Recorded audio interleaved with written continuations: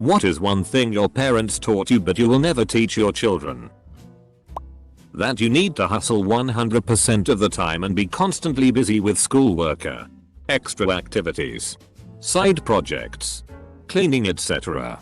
Spending time unwinding is a sign of laziness and beredium, and intelligent people are never bored. This really messed me up and I'm still learning the art of wasting time. My parents didn't insist that I hustle 100% of the time. But they were and are very brainy people who thought that school and education are what's important over everything else.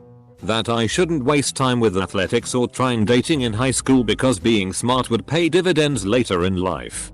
Their hearts were in the right place. But now I'm 30 and single and have had very few lasting romantic relationships because my parents were awkward. Nerdy people who created awkward, nerdy people. We were not an emotional household and I feel like I'm making up for that to this day. And now they're pining for grandchildren. That parents never have to apologize to their kids. I love my dad. He is a great dad and I know he loves me so much. But he has it in his head that even now, even when his youngest, me, is an adult, that he doesn't need to apologize if he does something wrong. It's baffling. I hate my dad. He's a violent, hateful, hypocritical tyrant. If I had ever heard him apologize, or even express regret or remorse for anything that he'd ever done to anyone, maybe I'd have hope that he could be something other than a monster. These days, he's stopped being violent at least. But I don't trust him. I get that he's afraid of looking weak. But how can I trust someone who used to beat me for the explicit purpose of keeping me afraid to speak in his presence? For years, I'd just freeze if he asked me a question because I was terrified that I'd say something to set him off. And he still refuses to admit that he was wrong. If he apologized, I don't know that we'd go straight to Sunday brunch and playing catch in the park. But maybe we could start picking up the pieces. Eat everything on their plate. I try to get my kids to make an effort to eat their meals. But I'm never going to punish them for not being hungry when I say so. Sometimes you start it and can't finish. Sometimes you just don't like it. Now if they keep saying they're hungry, sometimes you gotta learn to take what you can get though. My husband came home with a big box of reduced donuts today. I cut a small piece off each and put them on a plate for my son. He gave me the plate back with about half still on, so I asked if he didn't like them. He said they were the best donuts ever, but he was full now. I know it's not much, but it made me so happy. I struggle to leave food on a plate no matter how much I've eaten, and he's there just leaving his favorite food because he is not hungry anymore. How to change an electrical outlet. 120 volts. Live. Good stuff. In my apartment we noticed a strange smell and discovered an electrical fire just starting up from our water heater. We flipped the electricity off and called the landlord. When he noticed that we turned off the electricity, he got really excited. Apparently not many people know what the panel of labeled switches by their front door is for. Or they think that is for building maintenance only and they aren't allowed to use it. It has led to a lot of damage in the past, I guess. That it is illegal to have a little ceiling light on in the car. Edit. OML, so many people are asking me if it's legal, lol. Where I live it is legal. But I know it's illegal in some places. Lots of parents say this because it's an easy way out of explaining that it's hard to see with the light on. It is illegal where they live. Or their parents told them it's illegal. You can look up if it's legal in your area. That's sex. Sexuality. Drinking, drugs, partying. Politics. Money. Spirituality are awkward things to discuss. I want my future kids to know facts and that if they are ever in trouble, I am a safe place for them. We don't have to talk about it if they don't want to. They'll be taught how to be safe. But they should also know that these subjects are a part of life and should not cause shame. My little girl is always saying, "Mummy, can I tell you something?" And I reply, "You can always tell me anything," trying to get some good habits in for when she's a teenager. I was the wild child. My husband pretty much lived under a rock till he was 18. I know I'm not a perfect parent and sometimes I have big guilt in how I dealt with a situation in the wrong way, but I try my best and that's what I try to instill into both of them. If you try your best, that's all anyone can ask of you. In the end, the only person you hurt is yourself when you half-ass it. If a boy acts like a jerk, it means he likes you. Double quote. No. Just no. First of all, he shouldn't be let off the hook for acting like a jerk, whether he's 5 or 105. Secondly, it teaches girls that abuse is okay, or that they should expect to be treated like crap, and that it's okay for them to be treated like crap. Close bracket. My daughter had a little boy that was picking on her and I was pissed. I asked her what would happen if Tatty, her dad, pushed me off of the sidewalk or pulled my hair. She said he wouldn't do that because he cares about me and that other little boys in the school are a lot nicer. That's damn right. You stay away from that little boy. Chase. That little boy is an asshole and don't forget it. Oh. And at the start of the coronavirus thing he was blowing air on her. That I basically have to be a smaller version of them. Believe exactly what they do and not think for myself and have my own opinion. If I have kids, I'd let them be open-minded and believe what they want. Edit. A few people seem to have misunderstood my post. I'm not saying I'll let them do whatever they want regardless of it being stupid or dangerous or harmful. I fully intend to offer guidance to them and try to reason with them if I believe something they think is wrong. I'm just not going to punish or censor them. I've seen so many parents disown or punish their kids for leaving their religion or coming out as gay, and it hurts me, man. When they get older, I believe they have the right to have their own opinions. That you can't change how things are and you can't ask questions because I said so. I was going to say that I don't want to teach them that because I said so is a valid reason for anything. If I can't verbalize a good reason why not, then I shouldn't say no.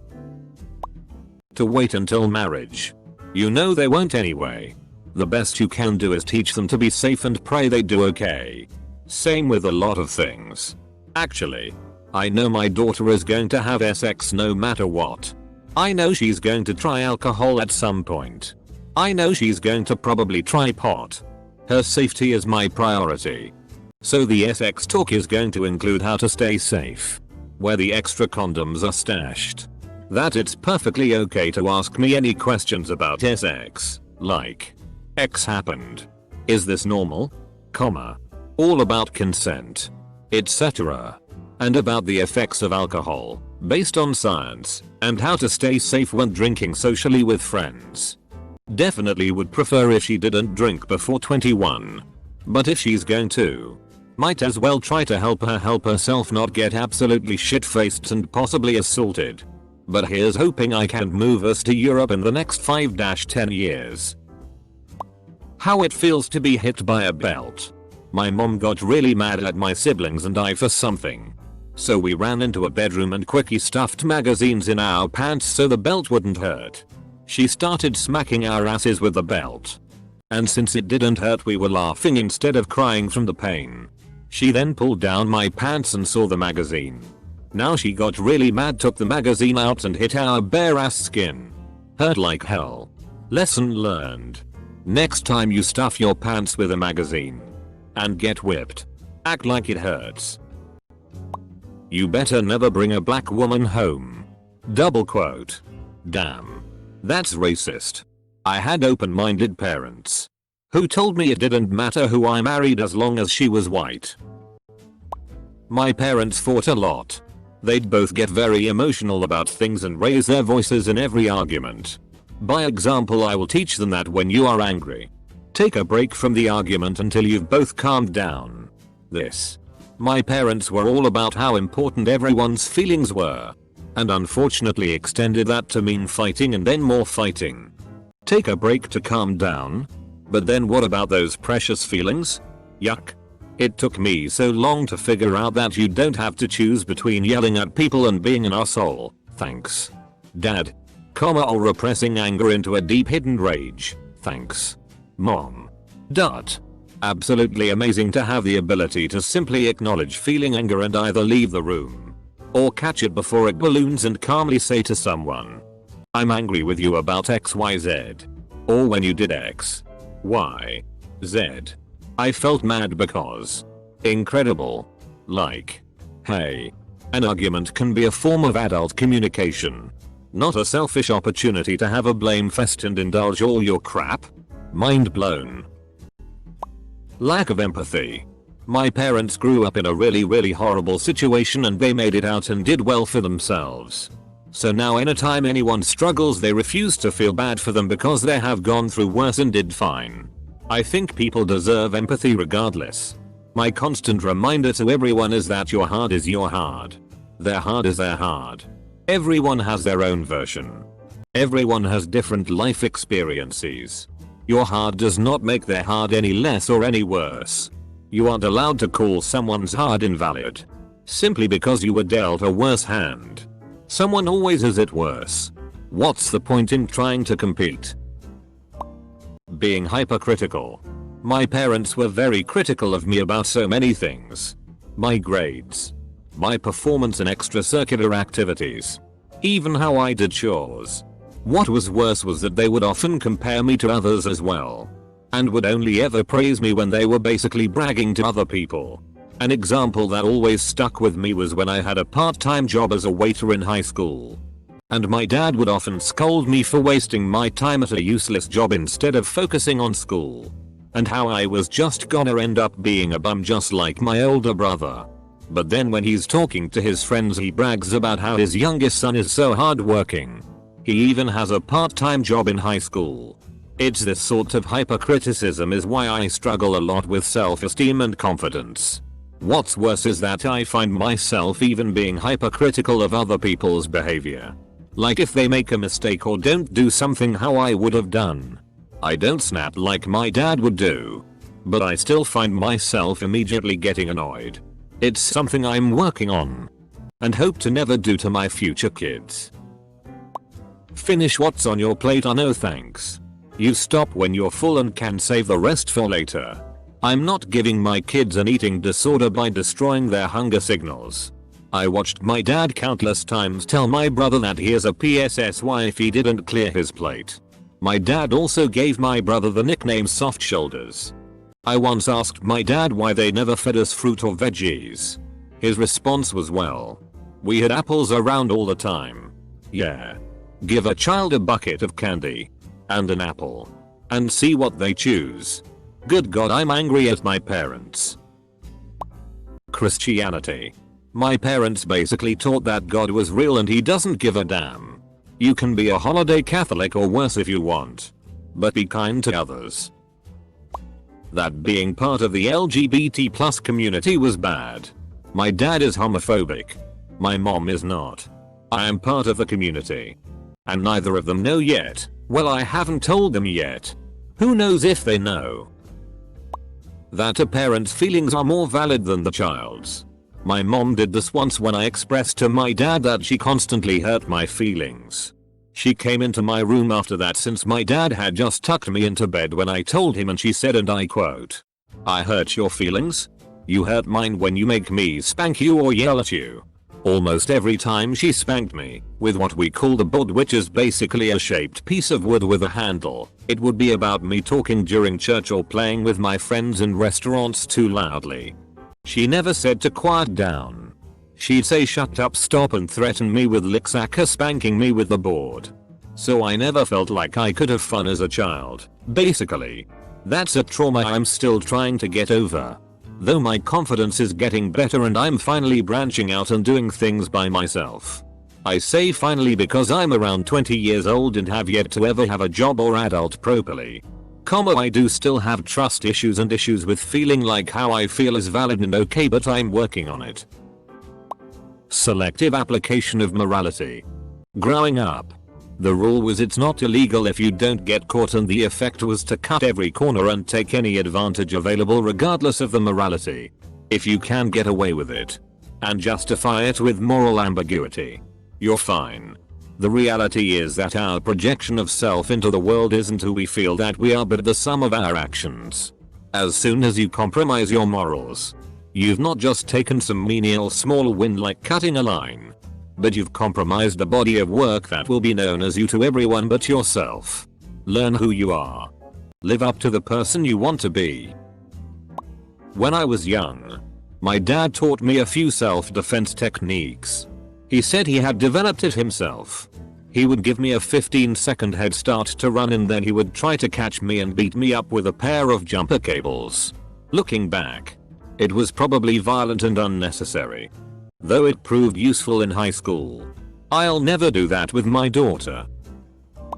That small children should and will work like adults. Never mind the fact that they're physically incapable of it. And I mean stuff like full home renovations and heavy landscaping. A little kid can't carry a ceiling beam on their own. And surprise, they also can't handle a giant wheelbarrow full of heavy wet mulch on their own either. I mean, FFS now. My parents tried to tell my then 6-year-old son off about not doing anything when my husband and I were moving heavy furniture. My parents weren't doing jack shit other than watching. Hypocritically enough. And they didn't like when I told them to shut up or gtfo. Because my son is going to be a kid. Not a workhorse. So yeah. I guess my deal is that I was taught that kids are born to work for you. And you shouldn't let them actually be children. And I adamantly refuse to teach my son the same bullshit. To take responsibility. For years one of my parents owed me money for breaking my stuff and walking away. I also don't control the weather nor traffic. My mom siphoned money out of my account for her failing business. I was a teen and she had her name on the account as well. When I realized what happened she said you probably just didn't have as much as you thought. I always knew something was fucky. It wasn't until years later after her and my dad divorced that he told me what happened and gave me some money from the house selling, from their divorce, and apologized for not telling me earlier. That broke a lot of trust with my mom. That I'm a slut. That my life should be devoted to pleasing other people. That my feelings don't matter. But other people's always do. That my health doesn't matter. That my siblings are better than I am. That I should give unconditional love to my parents. No matter what they do. That I should always smile. Not really something my parents taught me but something I watched them do when growing up. Which is just comment on people's appearances all the time. Who cares if you don't like the clothes they're wearing or what if you think they've lost or gained weight. And you don't like their new haircut, okay, etc. My family does this so much and I quickly grew out of it in my early teens. But yeah.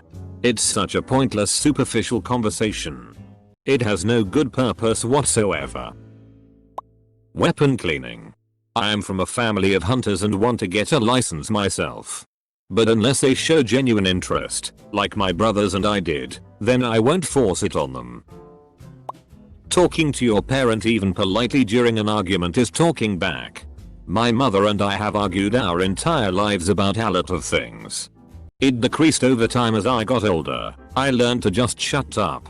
However, the incident that stuck out is sometime my sophomore year when I was going out friends and I wasn't allowed to for no reason. Sometimes she'd yell at me to clean a mess she made or my sibling so when a friend comes over it won't be nasty. Yeah, both times I told her I'm going and she told she was calling the police. She never did BTW. Also, I told her once I was suicidal as a kid, entering puberty.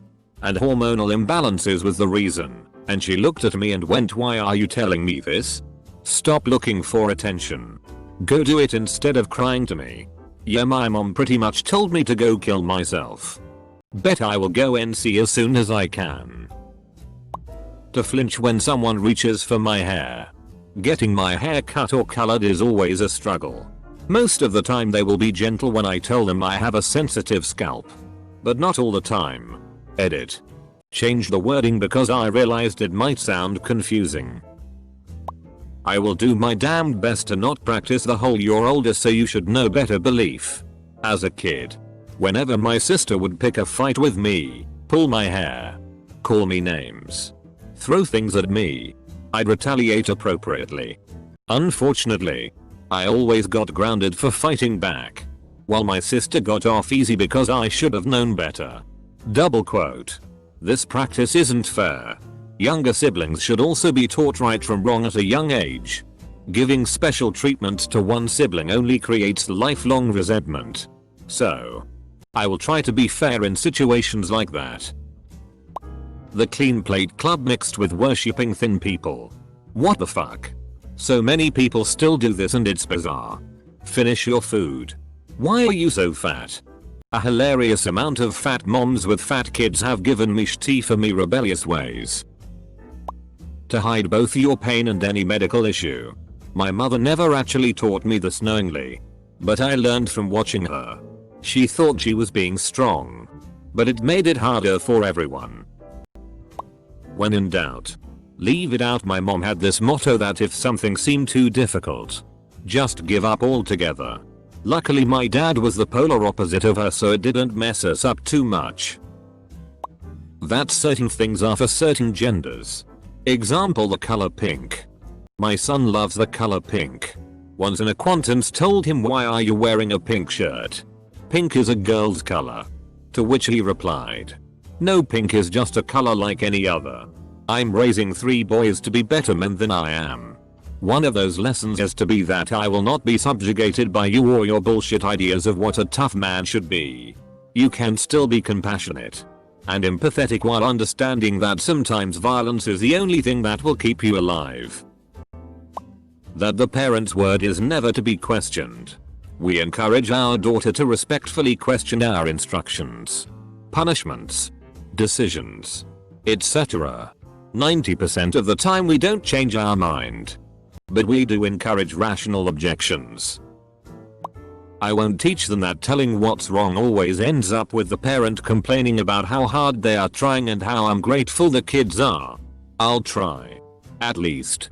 It's so easy to say I'll be a great parent, and do mistakes too. To always be polite, respectful and never rude towards adults and people in general. Got me into some sticky situations with middle-aged men on the streets persistently trying to get me to come home with them or give them my number when I was like 13. It has taken a considerable amount of self-rewiring to be able to finally be straightforward and rude if I have to for my own safety. But I sometimes still feel massive amounts of guilt for doing so. We grew up in a church where we were taught we needed to know God's will for everything. Everything needed a purpose. So everything was if God allows it. So if I said I want to travel when I get older, the answer was, well, there's no money, so if God wants you to, he'll provide the way. This translated to so many areas, so I had zero ambition and zero drive to do anything for myself. When my daughter says she loves China and wants to go one day, she said, "Oh, but it's so expensive." I said, "We will get you there one way or another. You can absolutely do that if that's what you really want." And then we learn as much as we can about it. She's 7 and has decided eating with chopsticks is amazing and she wants to learn Chinese and everything she can. You are not special in the grand scheme of things and that you can do anything you want. You are my kid and I love you, but this does not mean that you're special. Not trying to tell them they are worthless, but I don't want them to think everything will always be alright because they are special. It's okay to drink and smoke, as long as you do it with moderation. Though my parents have drastically changed since my younger days. They are now more open and understanding. As a young adult currently struggling to figure out what I want to do with my life, constantly pressuring them to find a career job right after high school. You've got your whole life to work. Go out and live a little.